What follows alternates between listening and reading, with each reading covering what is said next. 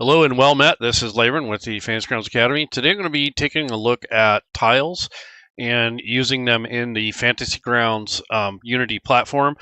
I'd like to mention that you can either get a Fantasy Grounds art subscription, which does contain a lot of assets and a lot of tiles, or you can also import your own assets. One thing to keep in mind is the ones that are designed for Fantasy Grounds are optimized, so meaning the file formatting, the sizes, all those sort of things are defined a little bit better, and they also scale easier with the grid.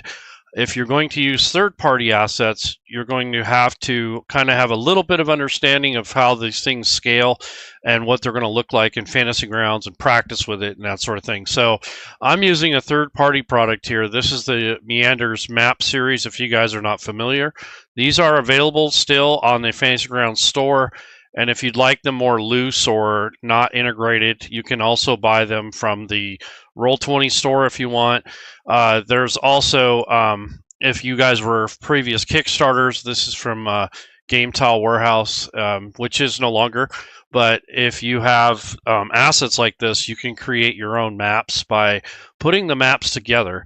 And that's what I'm going to be doing now. And we're going to actually put maybe 4 tiles together and then export them as one image. So then there's some things to keep in mind when you're making maps, whether it be a third-party tool such as Tailspire or one of the other tools, or if you're doing it internally in Fantasy Grounds. So meanders actually are pretty unique because they kind of allow you to connect the maps together.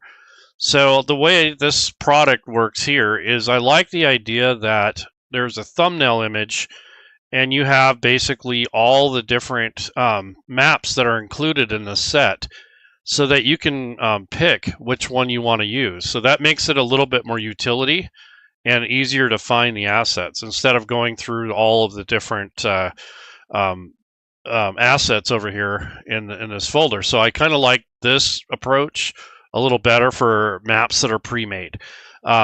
I don't think you can do this with tiles or like little furniture and that kind of thing, but it would still be nice to have a preview image of what's in each pack. So I've put a request for that, and this is a product thing that I think that Smiteworks should take advantage of if they're able to, is to create something like this and then list all the little bits and pieces that are in the map packs.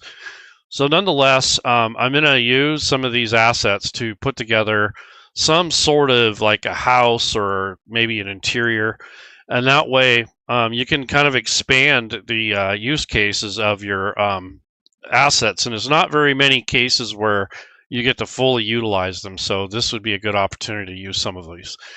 The other thing is that these images do link, so you can link images together in regards to Fantasy Grounds. So map A and map B, you can drag those links and then have those.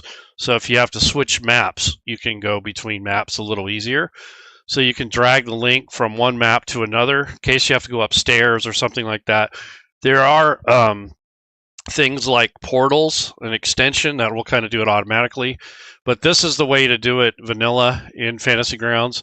It doesn't move the tokens over, but it definitely provides you an easier access to the next level or to the next dungeon, whatever it might be. So there is you can link images together. And then there's also an image to kind of show how they link up. So not all of them are perfect, but you can join the maps because of the way they're designed. Each one of these spots here has a section that supposedly kind of lines up to make this a little bit more seamless so that you can use these and repeat them, or you can kind of connect them together and make a bigger map. I would only suggest maybe 4 at a time for the Meander series because they can get quite large, and the larger your maps are, the more memory and such it's going to use. There is a recommended size limit, so 4K is the limit, but I think if you keep your maps under maybe 4 or less on these tiles for the size of a tile, this will help keep everything kind of copacetic. You won't have as many issues. And a lot of people have been lately actually have been coming into the Fantasy Grounds Academy and complaining that their players can't see the Well, they're just worried their players can't see the maps. And there's all kinds of reasons for that, but one of the reasons is the maps are too large and they may not have a good connection, or it might have an older computer. And the other thing is the files themselves might be blocked because of their firewall or antivirus or whatever. So those are things to consider when you're making maps and when you're sharing them with your players. You don't want them to be too huge. And the ones that come with adventures that are large are generally optimized so that the file size isn't too large and the dimensions aren't too large. And that way, when you load it up and share it with your players, it's not a big burden on your table. So that's quite a common misnomer there, is when people build maps, they're usually gigantic, and they're too big for Fantasy Grounds. So you got to be kind of careful with that.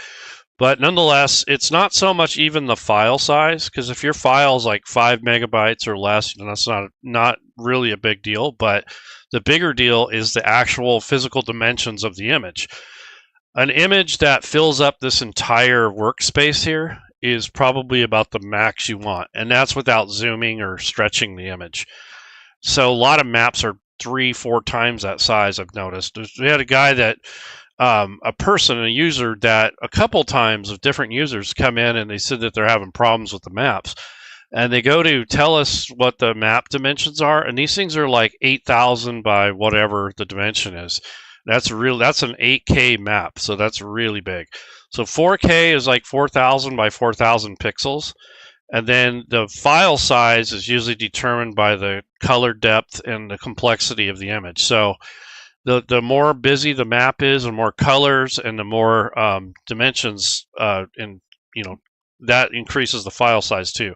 If you convert your files at your finished file to WebP, that cuts down the file size, but not necessarily the image size. The image size should be kept within a reasonable number. I'd say anything between 1080 and 2K is a pretty reasonable number, depending on what the map is. I would use 4K images for like regional maps or something that's more artistic that you really want to show all the details. But other than that, there's no need to have a gigantic map. One of the worst maps I think that was implemented in for Fantasy Grounds is the Dungeon of the Mad Mage maps. I think those maps are a little bit over the top.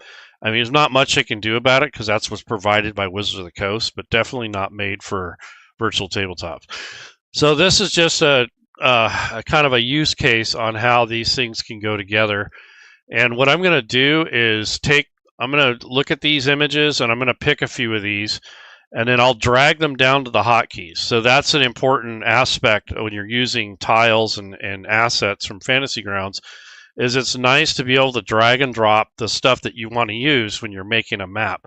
So for right now, I'm just going to do the floor plans. And I guess I'm going to take like this hallway one, so I'll pop that open, left click and drag it to the hotkeys. And then let's see, what else I'll take this plain kind of room-like structure here. So I'll take that one and I'll drag that one to the hotkeys. So I'm just going to repeat this process until I have all the pieces that I want for this particular map. So let me recenter this. Here's kind of like I guess like a kitchen or a living room tiled kind of thing. So I'm going to use that one too. And maybe one more. So I don't want too many because it does cause issues. Let's see, what do we have here?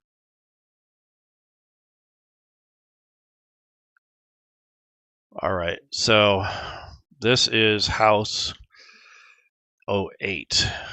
Okay, I got that one. All right, and maybe this one. Okay, so take those records, put those down here in the hotkeys. So this way, when you're searching through the assets or when you have a collection of images that you like, you just put them down in the hotkeys for now until you're ready to go to the next step. So I'm going to go ahead and close these. And the next step is I'm going to actually make my own group here. So this would be for my custom work that I'm going to do, whether it be in a campaign or work campaign. So I'm going to go ahead and click on Add Category, and it'll default as Group 1, Group 2, Group 3, that sort of thing. So go ahead and rename this. So I'm going to change it to my maps, just so I have a separator essentially, or like a filter. Okay, so this is going to be where I build all my custom maps. So instead of leaving it in uncategorized or all, I'll be able to narrow it down to just the stuff that I'm working on. And now I'm going to actually click on Add Item, which is going to add this blank image. So this is basically going to be my canvas. So now what I want to do is set the grid. So before you do anything else, you set your grid size that you want to use. And I know that these particular assets are set up around 50. So I'm going to leave it at the default number of 50. I'm going to turn the grid on, and then I might recolor it a little bit just so it stands out a little more. And it's not going to show until I actually add something. So when I say something, I mean like a tile. So I'm going to go ahead and add this tile, and we'll see what it does. So I want to go into Assets, and then what I'm going to do is go to Images, and then I want to search for this haunted house thing. So haunted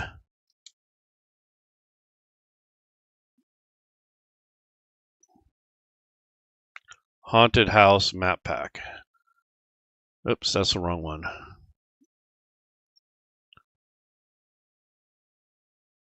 Haunted house. Is that what it's called? Horror house, excuse me. That's why. So I'm looking for the tiles in the asset format, not the full image. So I was trying to drag over a image as part of the campaign. I want to do it from the actual assets.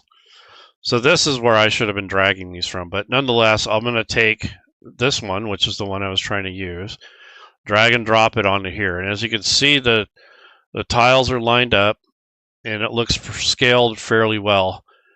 And I'm going to take and turn down the grid a little bit so it's not too crazy. Okay, so that's one piece. Not sure what that's all about. Okay, so that's a link for that. Okay. That was the asset that I had pulled over, so I can delete that.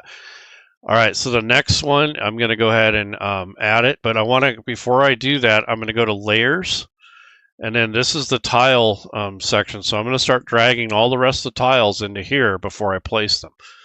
So I'm going to go ahead and drag and drop this asset into the tile section. And then what I'll do is I'm going to click to see where I want this to go. I want it to come over here to the right, so we'll see what that looks like. Okay, so it's off a little bit because I didn't know exactly where center is, but I can just drag this over. And now you have a wall and you have connected hallways, so there's part of it. And then what I'll do is take a look at another tile of sorts. So I wanted this one.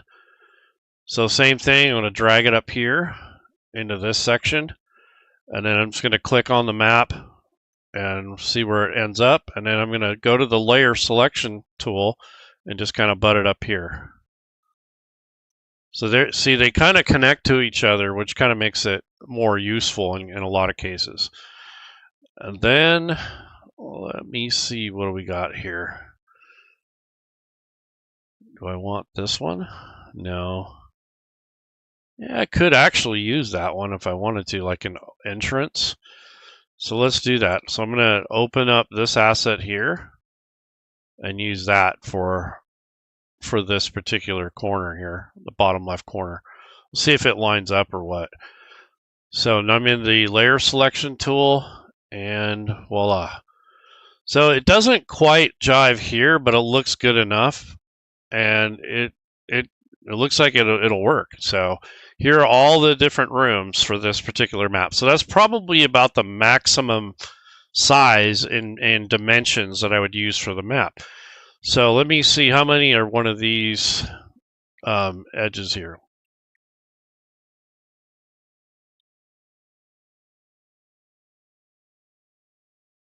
So these are about 18 by 30.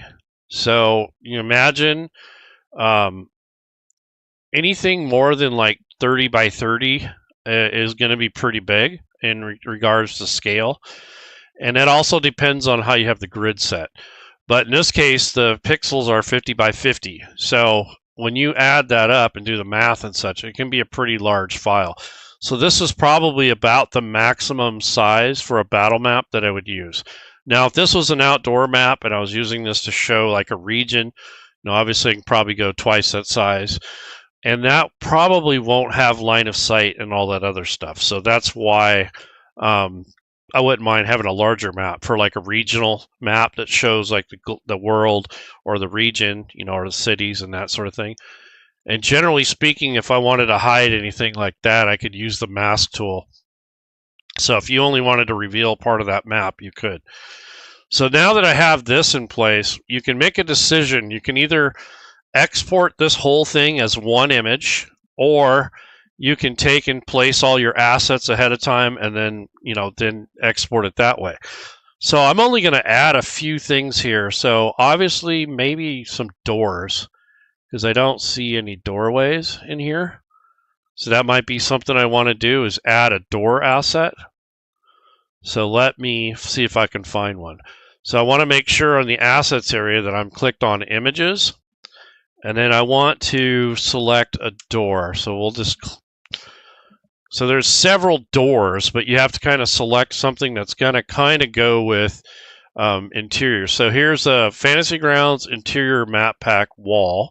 There's a sci-fi, and then there's the incredible world of doors and locks. I don't think that's what I want, but nonetheless, you see there's several different door types, but you're going to have to decide which one is going to match up with your art style. Sometimes when you get third-party art packs, they'll come with those, so you can decide at that point which you want to use. So I think just for the sake of sanity here, I'm just going to use one of these wooden ones. And there's actually two different door sizes here. There's a larger one and then like a shorter one. So kind of want one that's going to work for everything. So I think I'm going to use this one, this wooden wall one. It doesn't look too bad. And then what I'll do is drag and drop it up here into the assets area.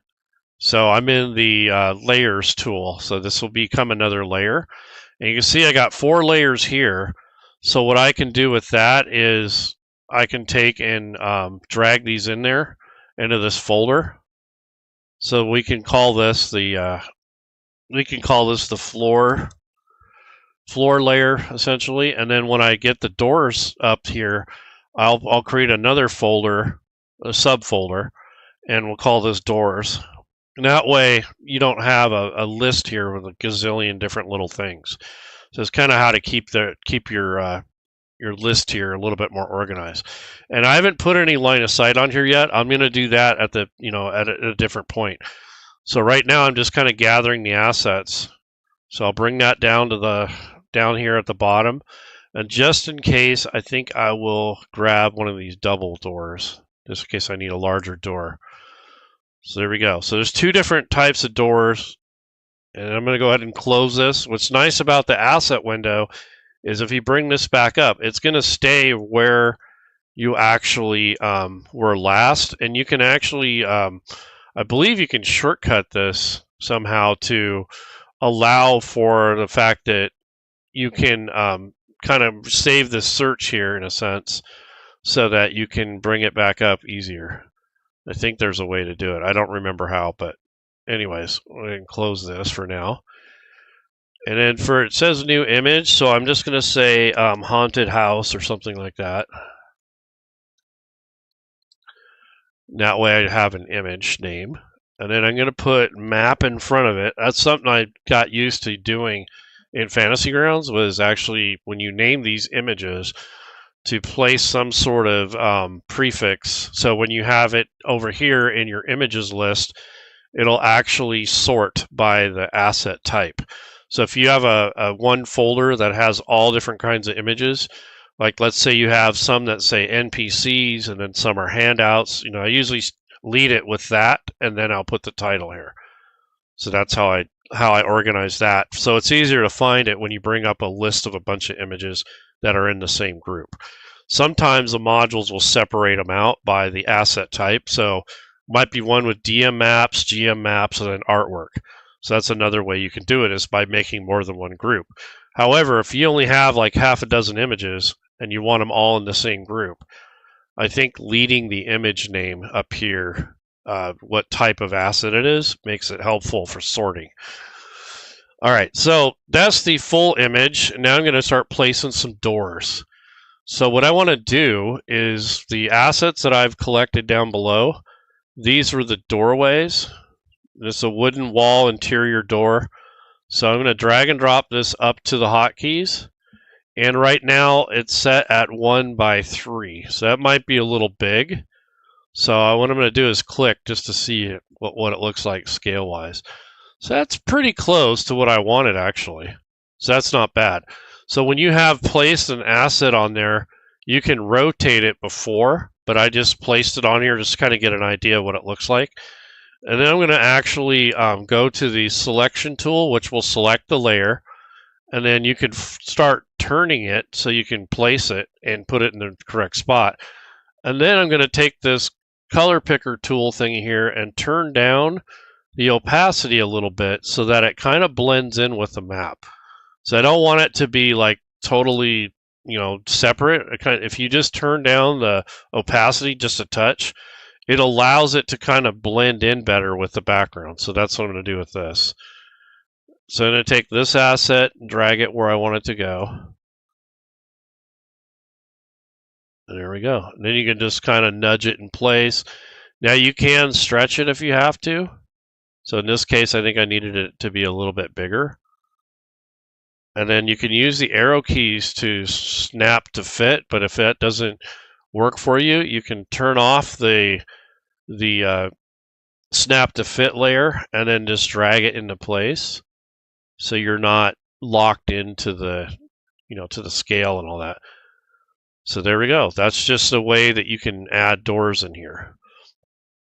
So you can do this systematically with all the different doorways if you want. I'm just going to leave that one there for now, as I don't want this video to be, too long. But there's how you can add assets to whatever it is. So maybe you want to add some stairs, or you can add whatever you want. I'm going to add a table, and I'm going to do the table set. This is something I show a lot in some of the other tutorial videos.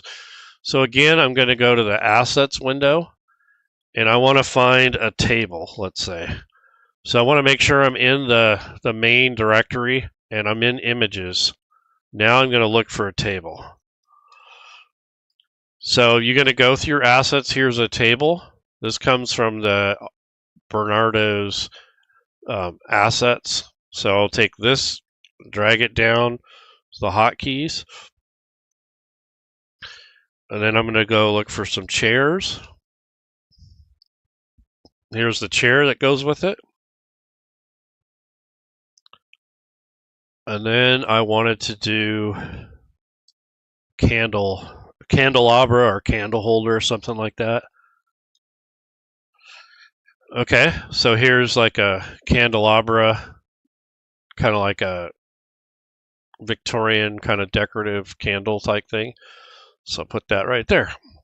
All right, so now that I have the assets in the shortcuts, I don't have to keep going back and forth and looking up every time. So it's ideal if you can grab most of the assets that you're going to need before you start building, and then that way when you go to place them, it's so much easier to work with than trying to look up each little one at a time. In some cases you have to do that, but not always. Like I knew I wanted a table and chair set, so I looked for everything then and there and not keep opening and closing that asset window. That takes too much time. So I'm going to place that table into this empty room just to have maybe down here in this dining area or something like that. So what I'm going to do is grab and take the assets and put them in the tile area again. So I'm going to use the table and put that up here. And you can rotate it, recolor it, whatever you want before you place it. But this is going to be 8x8, so that's a pretty good sized table. I don't know if I want it that big, so maybe I will go 4x4. I'll just leave it at that. We'll see what it looks like. Yeah, see, that's ginormous. So that's why another reason I use this is because it gives you an idea of the scale. So I kind of thought that would be too big. So I'm going to go back to the selection tool, click on the asset, and hit delete. Let's try that again. So go back, click on tile, and instead of 8x8, we'll go with 4x4. I think that'll be a lot more reasonable. So there we go. So that's the 4x4 table size. So that fits the scaling a lot better. It makes more sense. And then what I'm going to do is I'm going to place another one, but I'm going to recolor it and make it like a shadow, I guess. So here's the table here. I'm going to actually create a new folder in the list here. So I'm going to call this table and chairs set, just so I have a kind of a section or a group for it, so I don't get too mixed up. And then I'll put the tables and chairs in there. And then this, I'm going to call this doors, just so I remember what it was. Oops. So this labeling these really helps in the long term, or relabeling them. Okay, so this is still 4x4, but I want to change the color. I'm going to change it to solid black with a little bit of transparency on it. I hit OK, and then I'm going to click on here. And what that's going to do is add like a shadow, right? So I'm going to grab and pull this into this area. And then I want that to be, I'm going to offset it a little bit. And I still have the snap to grid on, but I'm going to turn that off just so I have some. So this is going to be just slightly offset, and then I'm going to go ahead and change what layer or level it's on. So now you have this kind of this under shadow here. Kind of gives it the illusion that maybe there's a light source somewhere in here. You don't have to do that, but this kind of, I think that makes it kind of look a little bit more realistic. And then the table itself, I'm going to just slightly fade that so that it's not as, not as stark contrast. It kind of blends in more with the background. So there's that. And now we're going to place the chair. So again, I'm going to take the chair asset from my shortcuts, put that up here. And this again is 8x8. We don't want that. So 4x4. Let's see what that looks like. So the chair is facing down. So I'll just, yeah, there we go. So that's that one, right? Now I'm going to rotate and put the one over here, and then rotate again and place my next one. You know what? I think I'm going to offset it a little bit because I don't want it to be perfect. It's going to look too cookie cutter. Maybe someone got out and they didn't straighten their chair up. That looks more realistic. And then again, rotate these until I get the right positioning. Now the chair is facing upward, so I'll just put that there. So there's all the chairs. And now I'm going to go back to the layer selection tool and move these in. And as you can see, they're kind of laying on top of the table, and that's because of the layer level that they're on. So what I'm going to do is take and drag the chairs underneath the table. So that way they look like they're not sitting on top of the table. So that's just how they were initially placed. So here's all the chairs. And now they're in their proper spots. And I like how this thing turned out, this one that's not pushed in. It's kind of cockeyed, so it kind of gives it more of a realistic look. So I just kind of go like that. And then it's going to look a little bit more like somebody didn't push in their chair. So there we go. And now the last piece, the piece de resistance, is the candelabra, or the candle. So again, I'm going to drag and drop that asset up here in the tiles. It's set up as 1x1, which should be fine. That takes up one tile. And I'm going to click here in the center. And being that it's not, let's see, where is that at? Where did it go? Candle. There's the door. Here's the floors. Okay, see, it ended up in the wrong folder. So I'm going to go all the way up here, and now it's here. It looks a little bit small, so I'm going to go back to the layer selection, and I'm just going to drag this corner out a little bit. There we go. So this is going to be where the candle is, just like that. So we have a candle, we have the tables and chairs, and then the shadow too underneath here. So now what we're going to do is now that I have all these together, I could drag this entire thing as a set, so I don't have to necessarily, let me make sure. Yeah, so now you can drag and drop this whole thing. So maybe I want to offset it a little bit or put it down here instead. So it just depends on what you're trying to do. But this helps, give you a little bit more flexibility, and you're not having to drag each individual asset by itself. So it's kind of like making a collection of layers and then dragging it into where you want it to go. So I think that's a pretty good spot for it right here. And then what I'm going to do is assign some light to the candles. So I want the candles to be lit. So I'm going to make sure I select this layer, this candle layer, and go into the lighting tool. And then I want to go to the add light, and I want to make sure that layer is still selected. And then I want to pick a preset, which will be a candle. So now what I'll do is I'll click on these spots here where the candle would be. And now the lighting is assigned to this candlestick thing, or to the candelabra. So now that I have that, I'll go into play mode and let's see what we got here. Yeah, so that's the table kind of lit up by the candle. There's no other ambient lighting, that's why it looks that way, but you can kind of get an idea. So this is just to test it out, see what's going on with it.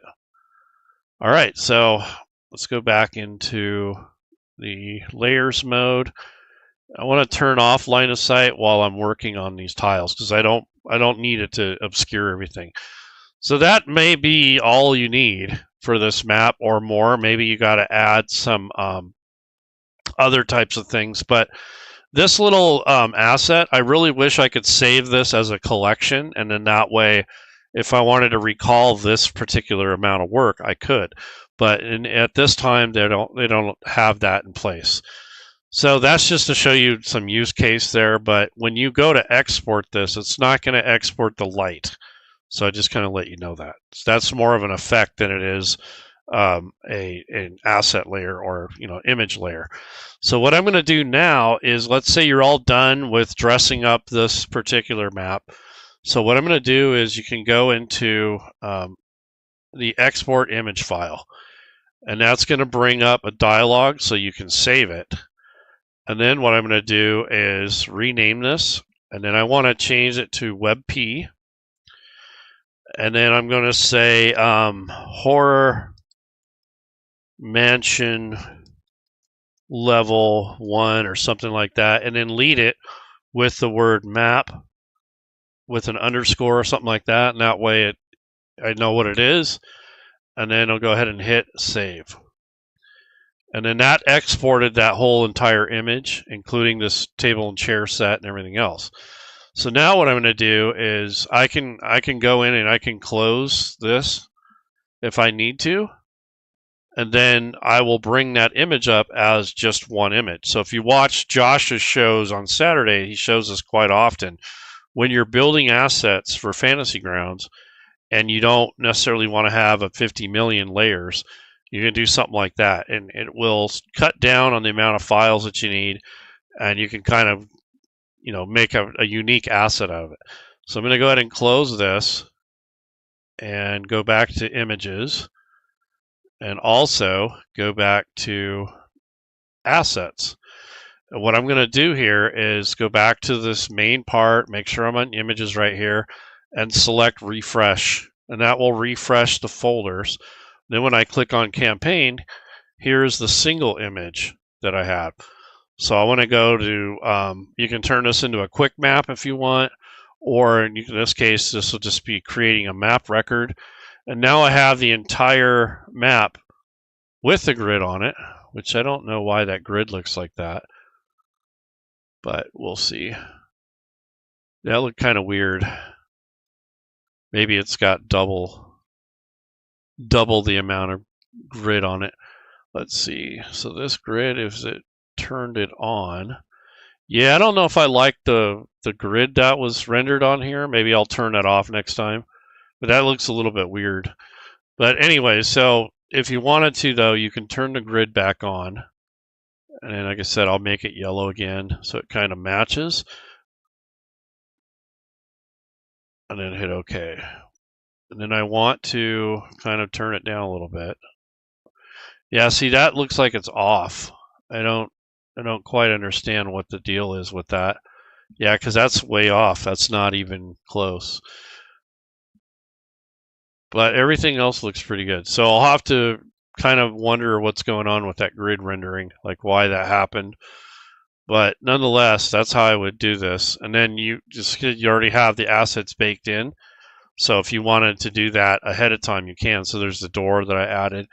And this gives you less issues. Now, this is the point where I would add line of sight. So if you're going to add, your walls and all that sort of thing, this would be the time to do it. And then, of course, I would probably maybe add some ambient lighting here. So let's go to sunlight. Yeah, I don't know what happened there, but I think I'm going to turn this into SmiteWorks because this is kind of a weird thing here. I don't think it should have rendered that grid like that. That's kind of weird. But anyways, this is how you do that. And just for now, I would turn the grid off, the visibility. Maybe that will help with the rendering. Let me try it again because that was not really cool. So let me try this again. So I'm going to close that. Bring up the, I guess, images section. Here's the haunted house thing that I made that has a grid on it. Now, I don't know exactly why it did it that way, but here is the grid. It's at 50. That's about right. Maybe you can go to 100 if you want to scale it a little differently. Let's see what that looks like. Yeah, actually 100 looks a little bit more realistic. So we can do it like that. But I want to see if it, let me turn off the grid and see if that, the visibility. Let's see if that changes anything. And then as far as lighting goes, we'll just leave that alone. And let's go ahead and export it. So export image file. Let's try map take 2. Let's see what that does. So there's a WebP file, and we'll see if that does the same kind of weirdness.